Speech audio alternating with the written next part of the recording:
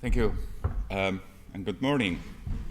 So, first, a little bit about CCP. So, CCP is a company founded in '97 in Reykjavik, in Iceland, specifically to make online computer games. And our first game, EVE Online, still goes strong.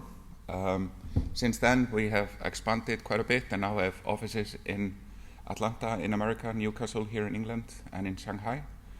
And we're kind of doing little VR experiments all across these offices. And as you can probably calculate, next year we'll be 20 years old, which is quite a feat in this industry to go on for such a long time. And we hope to go on for many decades more. So here's kind of the rough timeline of our journey so far. The first 3 years of CCP were spent in kind of noodling together money to be able to produce EVE Online. We actually started by making a family board game in Iceland called the Danger Game. You see it here right on top. That provided the seed capital to make EVE Online. EVE Online was made in the years from 2000 to 2003, where we kind of assembled together a crew of people to make the first game ever created in Iceland, and not just any game, but a single-sharded MMO, which was unheard of at the time. Then we go through a very kind of productive period from 2004 to 2007, where we are scaling up EVE Online mostly. Then we go on a rapid expansion where we open up offices around the world and put many massive projects into production. That come to a bit of a halt in 2014, where we did a massive kind of restructuring, refocus of the company, and we put together a new strategy back in last year, which kind of involved structuring a lot of our projects, fixing our processes and all that, and making the company ready for what I call the walk in the desert for VR. And then, of course, this year we have, as I call it, year 0 for VR. Our mission as a company is to create virtual worlds more meaningful than real life. This is, as you can see, a very provocative statement about what virtual worlds can be. And this is mainly inspired from seeing what goes on in EVE Online. There are many awe-inspiring stories that have happened in EVE, where people have very much have amazing experiences in and through EVE Online, which have become the highlights of their life, and they speak about it like that. So we believe that if we string together these highlights, we can ultimately create something that is competing with reality. In many ways, reality is not very well designed also, so it's maybe not as hard as it might seem.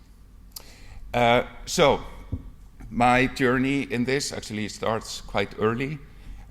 Before CCP was founded, there was another company in Iceland called Oz Interactive, which was going to be huge in the field of virtual reality modeling language, if you remember that, VRML. Back in '96, I joined that company. At that time, Iceland is connected to the internet with a modem, so if you showed up early to work in the mornings, then you had to wait while the country dialed in before you could access the internet. And we were going to make basically Snocross. So you can see it in our faces how young and clueless we are, because obviously this didn't pan out. But we got it going quite far. This is what it looked like. It's kind of funny to compare to some kind of social VR solutions today. They actually look pretty similar. So maybe the world hasn't changed so much. But this was obviously made for screens and keyboards because there was nothing other available at the time. But this was very much virtual reality for us at the time. We then went on to found CCP to make EVE Online, which was a much more practical thing. We felt, not that making EVE Online was a super easy and practical thing, but that was a way to refocus. And then where kind of VR starts properly for us is with this email. So here's an email I sent inside the company after I saw the Kickstarter for Oculus. You can notice, I don't know even how to spell Oculus. It's so early days, and I'm kind of saying there, okay, we should go and back this project. Maybe we could do something with our 20% time, something about Eve, something. Not a very grandiose beginning. It's a very assuming beginning. And then, of course, we got the DK1s, and we're blown away like the rest of the world, which is kind of funny now, based on the quality of headsets we have compared to this one. It actually, if you remember the DK1s, it had magnetic tracking, and it actually had never been run this far up north. So when you got first DK1s, we found the magnetic drifting was a major issue, because Iceland is too close to the magnetic North Pole. So thankfully Oculus fixed it and went with optical tracking. But one bug we found was just because the headset was so close to the pole. There was actually this group of people that came together at CCP using their 20% time and made a prototype, which was called EVR. And we kind of, I remember I played kind of in the cantina. We had like an open kind of play test day. And I was like, whoa, that's amazing. And I, of course, had been kind of prepared to go and kind of play VR. Kind of EVR was actually really cool how it was made. You use kind of your head to track enemies. So you're basically kind of shooting with your head, which was a super empowering kind of a thing. But you could kind of simulate it in your head. But the first time I tried EVR, I had the shock. I know many people that try VR for the first time. When I looked at my body, and the first reaction, wait a minute, that's not my shirt. And that's where it kind of clicked for me, this concept of presence, which, I mean, back in the early days of VR was never a thing because it was never achieved. And it was really when I kind of had that feeling of seeing my own body or not seeing my own body, it kind of locked in for me that this is going to be huge. So we kind of took their very kind of fast and furious prototype to our fan event in Iceland. So this is here are EVE players that come to a fan event called EVE FanFest every single year. They're playing EVR for the first time, and everyone was blown away. So we were like, okay, we should do something with this. So we took it to E3. E3 2013 was obviously the launch year of PlayStation 4 and Xbox One. And we won like Game of Shows and various kind of tech awards and whatnot at E3 during this massive launch year of the consoles. So we kind of, okay, now we have to take this game forward, even if it kind of doesn't make any sense. This is, well, Oculus had just been bought at this point in time. No, they were bought a year after. I confused the timeline. So we said, okay, how are we even going to make this game? There isn't any install base, but we have to do it. It's getting such rave reviews. So we gave it a proper name and kind of gave it a fiction. We actually moved it here to the UK, where it has been in full production since 2013, up here in Newcastle. And we even had the first live VR tournament at our fan event next year. And now, of course, it's released and it's out there. So I very much encourage you to go and play EVE Online. I know many of you here probably have various engineering prototypes and DK2s, but you can still buy the Founders Pack for Valkyrie and join the fray. It's, of course, pre-bundled with all the retail pre-orders. And we have had to kind of go through many innovation steps when it comes to Valkyrie. Here is kind of the first prototype of what we called kind of augmented reality inside virtual reality. So one of the challenges we had with Valkyrie was to kind of do the fiction of what you're doing when you're interacting with the game outside flying a mission. So we have invented this kind of augmented reality computer system inside the fiction of the game. So basically, when you're controlling the UI outside of a match, then you're basically bringing up an AR interface where you can kind of look and gaze at things and configure your ship and all that. So we, in many ways, think we're kind of preceding the concept of AR by doing AR inside VR. I know it's a little recursive, but it's freaking awesome. You should check it out. And Of course, there's a lot of people playing Valkyrie now. It's been out since 28th of March. And even though the rollout is maybe a little slower than people anticipated for Oculus, then we have a lot of very enthusiastic players. Here are some of the stats. Our top 3 players have played over 1,000 matches. We kind of were asked a lot of questions even before the release of the game. How long can people really play the game? And immediately as we started our alphas, even on DK2s, we saw people play 8 hours straight. We saw people play 12 hours straight. We also saw them log in the day after, so it didn't kill them. So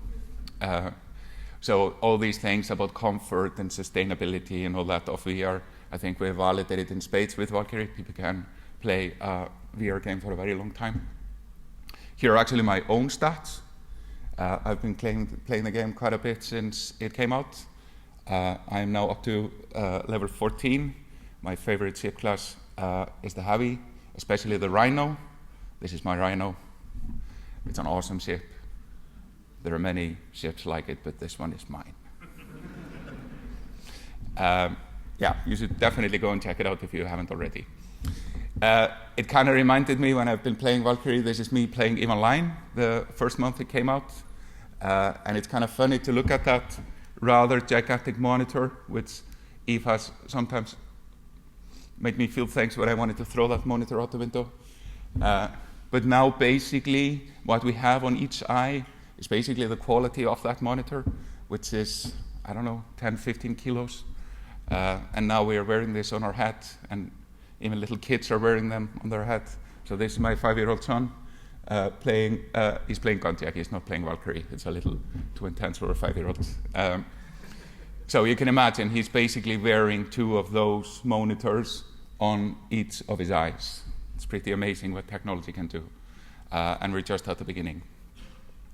Of course, we have announced at our FanEvest about 3-4 weeks ago that Valkyrie is going to enable crossplay across all the platforms. So as soon as the PlayStation VR comes out, we will enable cross-platform play across all the headsets, which I think is super important.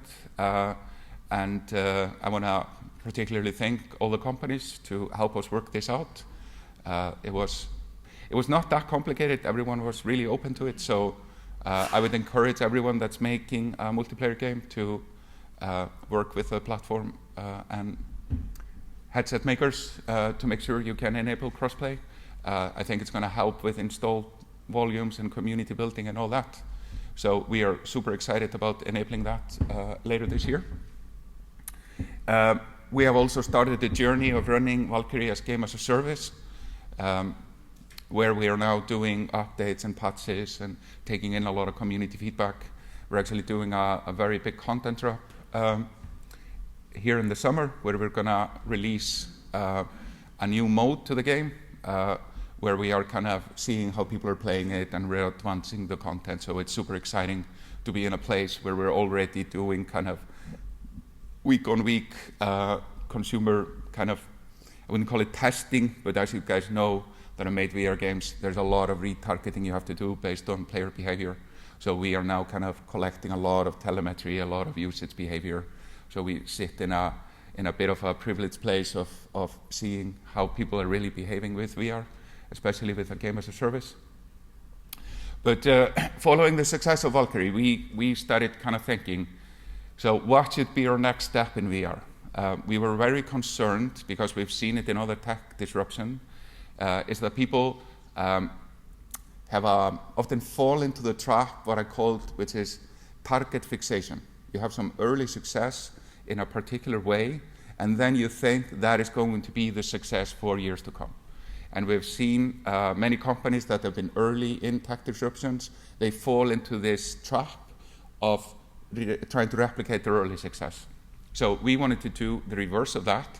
We wanted to kind of branch out to make sure that we are not falling into that trap. Of course, we very much want to follow through on our bets, which were made. Of course, have a full team on Valkyrie, and we're going to invest a lot in that game going forward. But we wanted to kind of figure out the edges of this. So we came up with this paradigm, kind of just surveying the landscape, is that it's frankly more important how you interact with VR rather than how you kind of consume VR, how it's shown to your eyes. It's actually pretty standard across all the devices. I know, of course, mobile VR doesn't have full 6 degrees tracking, but more or less what you see on the screen is the same. But the input is very different. So we started to kind of develop these things of, okay, how can we make something for the input constraint of mobile VR, and how can we go to the next step of what's going to be the next generation input. So, of course, on the mobile front, that led to a creation called the Konjac, which we released in November last year. It's, as I keep saying, I'm going to call it the best-selling VR game in the history of mankind. And I keep saying that until somebody corrects me. Nobody has still. I mean, I don't know everything, but I see a lot of data, so I'm going to continue to make this proposition. And we've, I think, done another world first, is that Konjac has been a day one release on all platforms. So that's something we're super proud of. Konjac, it's available on the Gear VR store for $9.99, and it's also available for Rift and HTC Vive. I would actually encourage you, if you've played it on Gear VR, to go and play it on the Rift. It's amazing what 90 hertz does to the experience. And we did a bit of a kind of a production effect pass. So I've almost unlocked all levels to 3 stars. I have 3 levels that are pretty tough. Somebody here has unlocked everyone. Let me know. And this is kind of what it looks like. It's a turret shooter inspired by Galaga, set in the EVE universe. And we focused a lot on production quality. So what you see here is a screenshot from a Gear VR.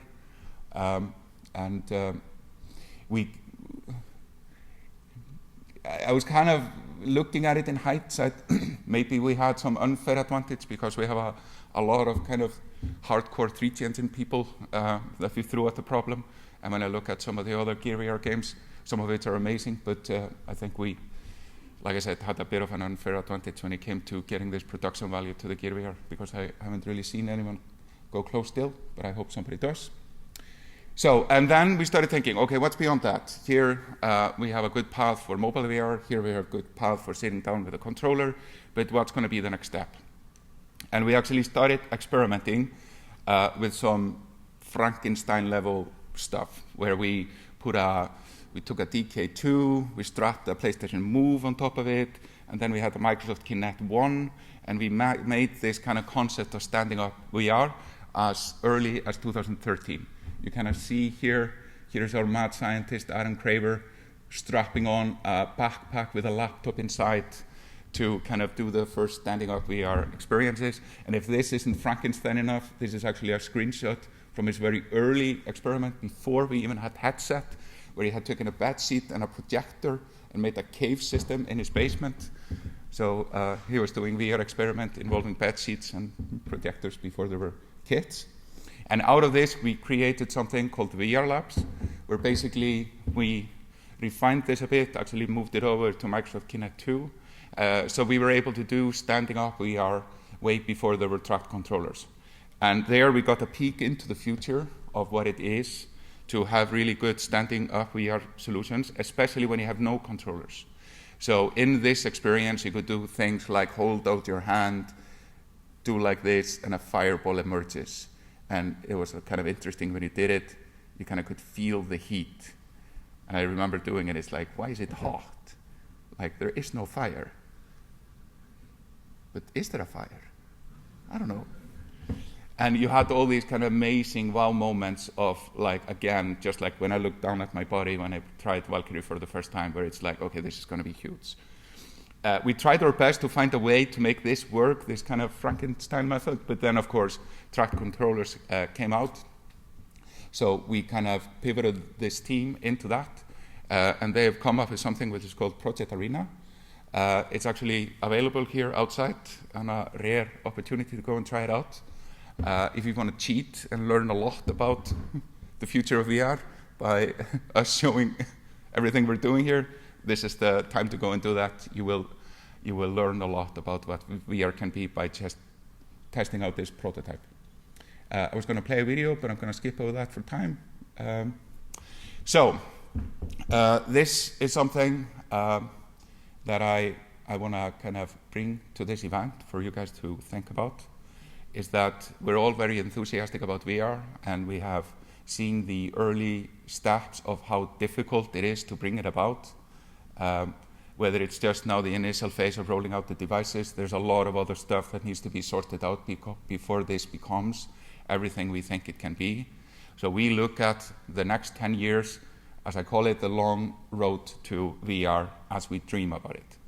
And I want to make sure that in the meantime, in these 10 years, there's of course a lot of really phenomenal stuff we can do. I think we've already done things like Konjac, Valkyrie, and Project Arena to show that you can make sensible bets with the infrastructure that we have available. So I look at it a little bit like we're all walking together in this desert, and we need to make sure we make it across the oases that are dotted out along the way. And I would encourage everyone not to over-target and overextend. I remember that from back in the days when we were doing VRML with a modem-connected Iceland and going to change the world. It's very easy to dream enormously big, and of course we do a lot of that, but you have to do commercially viable things in the meantime. And you also have to make sure when you go on a walk in the desert that you have a lot of water. And even it's important to share the water, just like we're doing here, where people come together and share their sort of learnings and findings and advice. Because there is going to be a lot of failure as we move through this. And it's, one is being willing to fail, but there is also another thing of being able to fail. It's super important when you're doing something like this that you have not bet the farm on it, because that puts you in a very dangerous situation where everything on your scale becomes too big to fail. So I would encourage sensible steps into this first phase of VR, because there's going to be a rocky road, in my opinion, for the next 3 years. It might even be 5 years. But following those 5 years, I think we'll see an amazing trajectory where VR will really change everything we know. So we have actually prepared quite a bit for this. Like I said, we kind of streamlined and restructured CCP back in 2014 to be able to kind of walk through this journey in the desert. Also, we raised $30 million with our existing shareholders, and new enterprise associates also joined CCP on the stakeholder side. So right now we have about $60 million in the bank, which is our water reserve as we go and chart to this desert. But we also make sure the company is profitable and we're making sensible bets. So we're not taking these $30 million and just kind of spreading them on 1 million games. We want to have this as reserve capital as it goes forward. So if you're ever in need of water, you might have some. I am often asked, do I really believe in VR with all these kind of talks of walk in the desert and things? And I am a huge believer in VR. I think what we've done already says that. I just want to make sure that everyone is braced for the journey. I think the opportunity is huge. Here's some super data number from last year, which we've generally taken these analyst reports and divided by a huge multiplier to make sure we're not overextending and overestimating anything. And I think they've revised down their projections since last year. But I think there's an even bigger benefit than just install bases, money, and things to make. I think we have seen, and especially with our experimentation, there's a huge human benefit potential with VR. I often bring up this picture. This is the son of a guy who runs our performance marketing. And you can see in how he holds himself, that guy is doing something super interesting. And he is playing a game called Disc Wars, and he's holding up a shield, and he's throwing a disc, and he's doing it without holding any controller.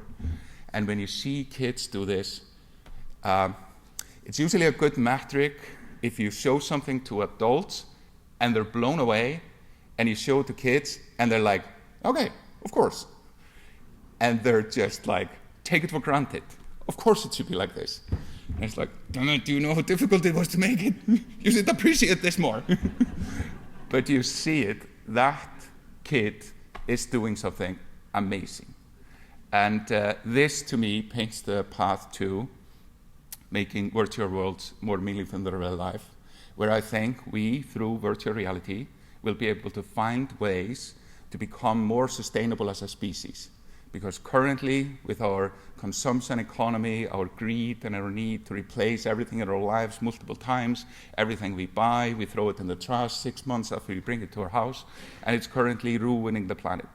If everyone on this earth would live like us, we would need 7 planets. So either we have social injustice, or we exterminate 6 billion people to be left with what fits 1 planet, or we come up with something where we invent a new sustainable way to live. And I think with VR we can do that, and that will realize the full potential of CCP to make virtual reality more meaningful than life. Thank you.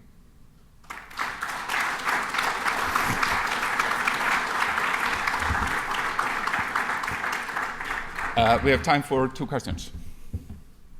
Yes.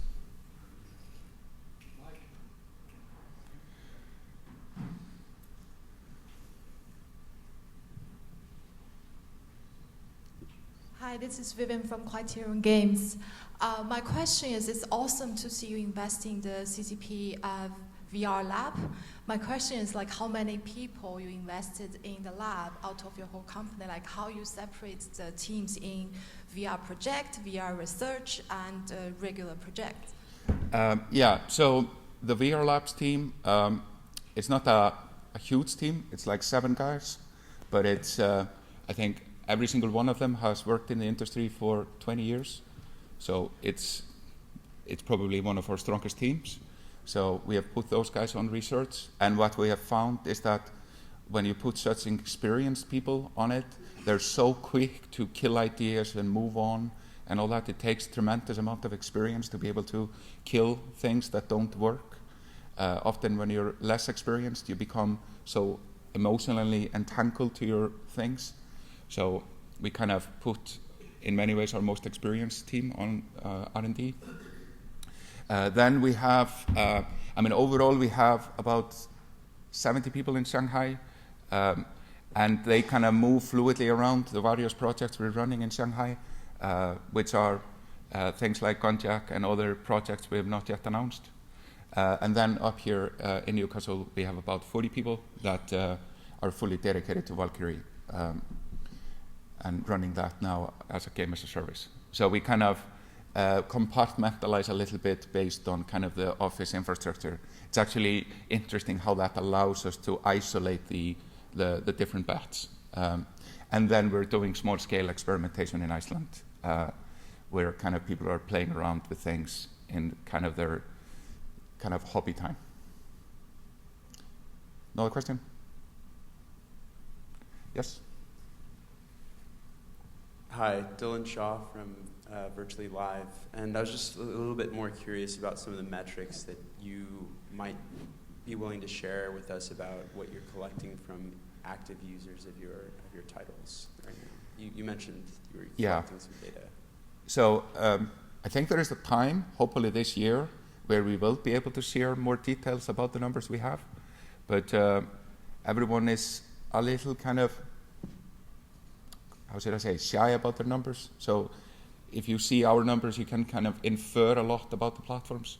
So I'm going to hold off on showing kind of super detailed numbers until later in the year, where the platforms have announced more of their own install-based numbers.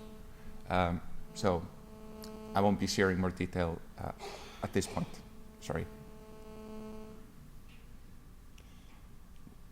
One more or done? Done. Okay, thank you.